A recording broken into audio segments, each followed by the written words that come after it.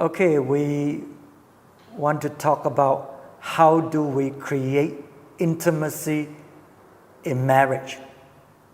You see, intimacy is the desire of the human heart. We want to be close to someone, to be understood, to be loved, to be accepted, to be able to open ourselves to the other person.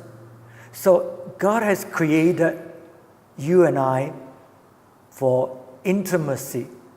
So in marriage, one of the most excruciating pain that we have is we are not able to enter into intimacy. And many of us, we feel insecure because of the risk of opening up ourselves to the other person. And so we build up walls and we build up defenses to stop the other person from getting in. But in marriage, it's very important that we know how to create intimacy in this relationship. So in a man's perception, sometimes some men think that intimacy is sex. But the act of a sexual relationship without intimacy is just sex, nothing else. And for a woman, it could be intimacy through talking. But sometimes the amount of words doesn't necessarily reflect there's intimacy.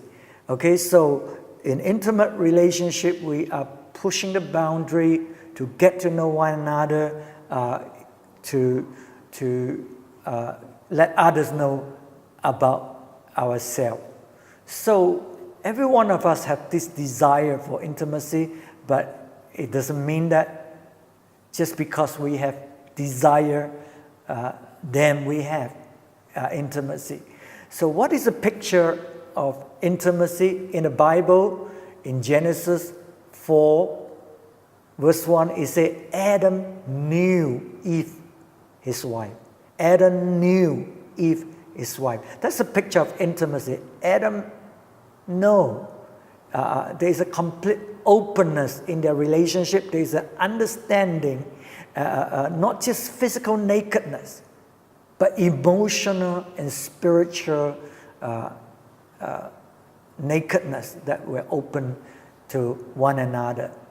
And we know that on the deepest level of intimacy that we can ever have with anyone is our relationship with God. So, because the Bible tells us in Psalm 139, God searches me. God knows my heart. So we can be intimate with God because God already knows us.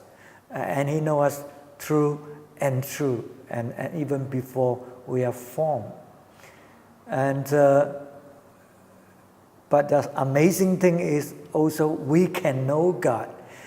Psalm 46 verse 10, He said, "Be still and know that I am God." So the only person that we can be absolutely intimate, where we can draw, whom we can draw from and to meet our needs of intimacy actually is God Himself.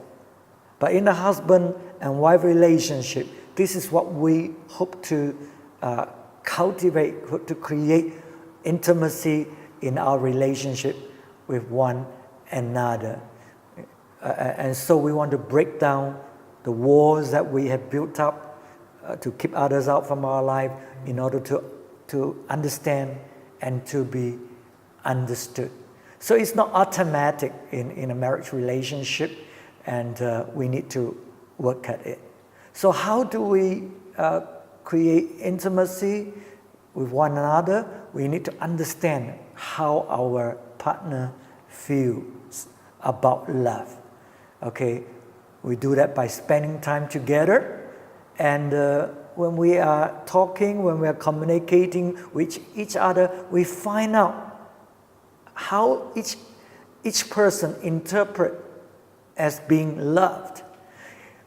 The expert tell us there are 5 love language. The first love language is speaking words of affirmation. So when someone assure you, appreciate you, talk to you in that way, you feel loved. Some people that's how their love language is. So, and others, their love language is you spend time, quality time with them.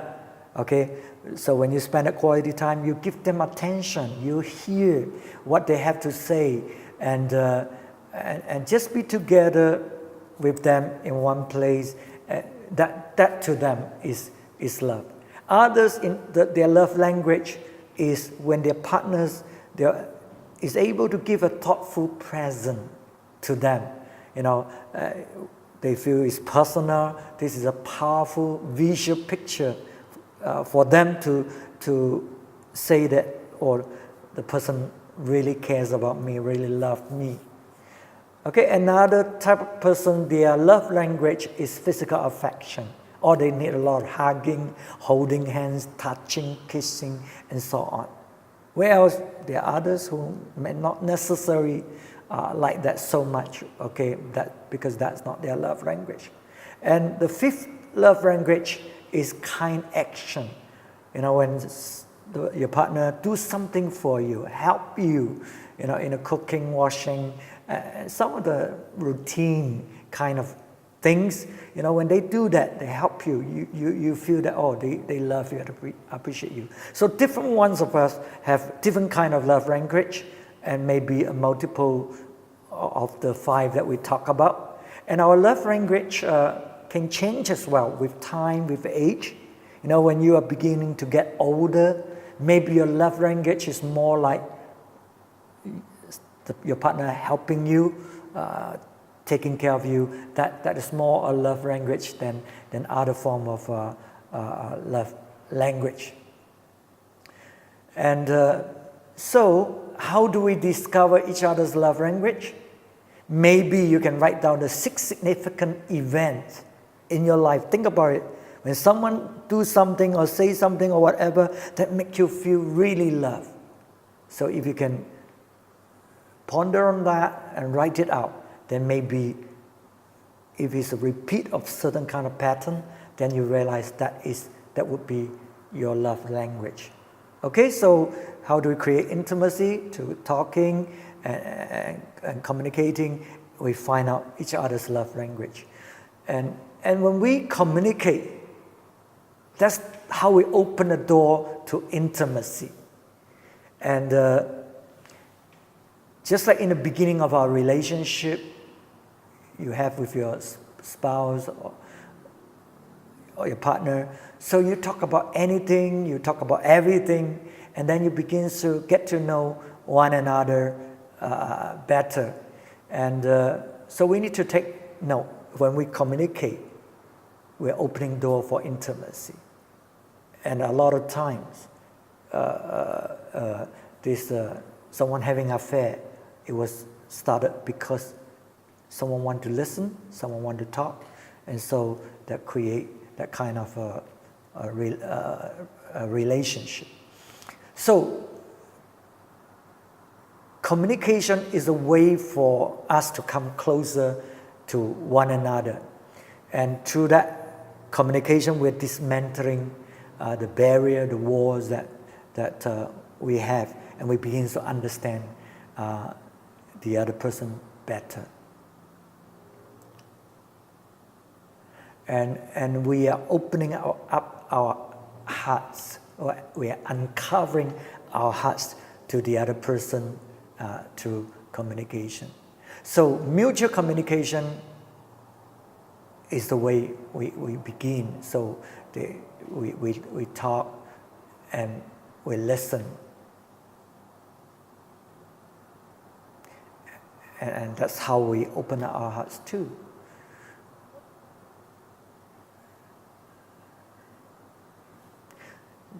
Some people, they are afraid, they feel threatened and say, hey, why do I want to be so risky and opening up my heart to the other person.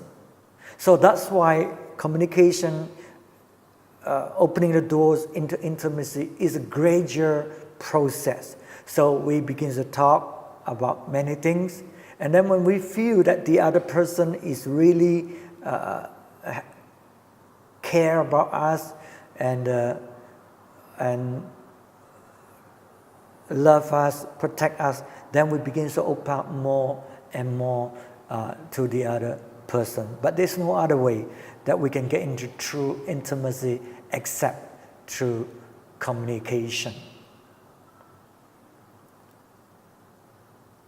So the opening up our hearts in communication should be mutual, voluntary, and the purpose is for us to understand the other person.